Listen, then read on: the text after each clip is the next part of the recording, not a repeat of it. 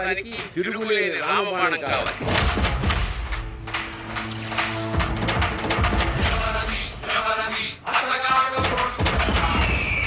ఇప్పుడు దాకా మేకలు తినే పులులు చూస్తుంటారు, ఇప్పుడు పులులు వేటాడే బెబ్బుల్ని చూస్తారు.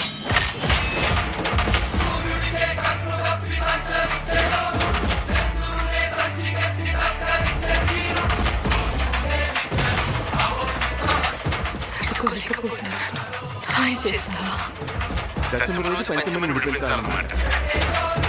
నేను రావాలని చాలా మంది దేవుడు దండం పెట్టుకుంటా ఉంటారు, కానీ నేను రాకూడదు మీరు చూస్తున్నారు.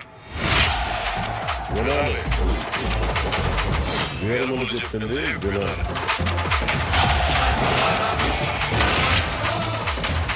నువ్వు మా వెలుగిస్తున్న మావయ్య కదూ.